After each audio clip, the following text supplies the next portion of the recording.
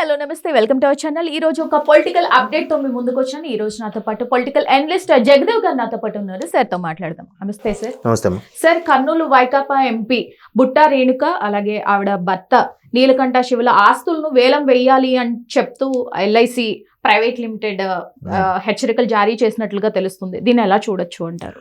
మాజీ ఎంపీ అమ్మ బుట్టా రేణుక.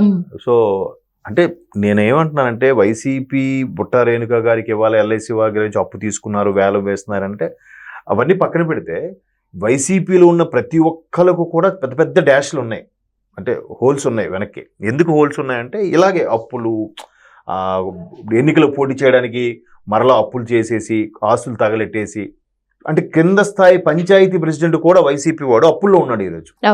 ఆస్తులను అమ్ముకుని నడి రోడ్డు మీద ఉన్నారు. ఎందుకు? అన్నగారు ఏ ముహూర్తాన్ని గవర్నమెంట్ ఫామ్ చేశారు, కానీ కరోనా వచ్చింది. కరోనా వచ్చిన తర్వాత ఇంకా ఈయన ఎంతసేపు ఆ తాడేపల్లి ప్యాలెస్కే పరిమితం. ఒక అభివృద్ధి లేదు, ఒక ప్రాజెక్టు లేదు, ఒక కంపెనీ లేదు, ఒక రెవెన్యూ జనరేట్ లేదు, ఏమీ లేదు. అందరూ మీరు అక్కడే కూర్చోండి, బటన్ నొక్కుతా మీకు వేసేస్తా, అప్పు తెచ్చి గీకి ఏది ఫైనాన్స్ నుంచి ఆర్బీఐ నుంచి మొత్తం అంత ఇంకా ఆంధ్రప్రదేశ్కి ఇవ్వాల్సినవి ఏమీ లేవు. ఇంకా అంతగా తెచ్చేసి మీ అందరికి ఇచ్చాను చూసారా, అంటే నేను తిన్నానని కాకుండా మీకు తినిపించాను, నాతో పాటు మీరు లోపలికి వస్తారు సుమా అని చెప్పేలాగా చేశాడు. మరి వీళ్ళు ఏం చేస్తారు పాపం? ఉన్న ఇప్పుడు ఎంపీ ఎమ్మెల్యే అంటే ఎలా ఉంటుందమ్మా, ఒక బొగ్గ కారు వాడానికి ఒక మంది మార్పులో మళ్ళీ మనుషులు, వాళ్ళకి భోజనాలు, పెట్రోలు, డీజిల్ ఖర్చులు, వాళ్ళ జీతాలు అవ్వకపోయినా వాళ్ళ కష్టం సుఖం అంటే ఏదైనా ఇవ్వడము చేయడము, పేరు గొప్ప ఊరు దెబ్బ అన్నట్టుగా వీళ్ళకి ఏమీ లేదు. ఇంకేం చేస్తారు? ఇలాగ ఎంతోమంది, కొంతమంది సైలెంట్గా బాబు మాకు టెకట ఇవ్వకపోయినా పర్వాలేదని చెప్పి పాత వ్యాపారాలు చేసుకున్న వాళ్ళు ఉన్నారు. కొంతమంది పట్టుబడి అన్న నాకు ఆ టికెట్ కావాలి, ఈ టికెట్ కావాలి, పెద్ద పెద్ద 50 కోట్లు ఖర్చు పెట్టి ఒక సీటు కోసం ఓన్లీ ఎంపీ సీట్లు సంపాదించుకున్న వాళ్ళని అందరూ తుస్సుమనిపోయారు. ఆ తుస్సుమనంలో ఈ బుట్టా రేణుక గారు ఒకరు.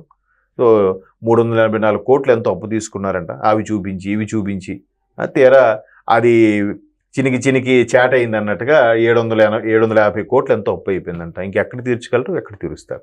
ఒకవేళ తీర్చే సత్తా ఉన్నా కూడా సరే, సెటిల్మెంట్కి వస్తే తక్కువకి వస్తుంది కదా. అలాంటి కాన్సెప్ట్లో సెటిల్మెంట్కి వెళ్ళి ఏదో వేలం వేసే పరిస్థితి వచ్చేలాగా ఉంది.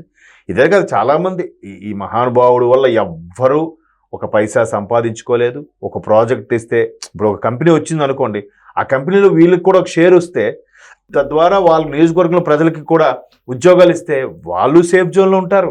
వాళ్ళకి ఉద్యోగాలు వచ్చాయన్నట్టుగా వాళ్ళకి హ్యాపీగా ఉంటారుగా.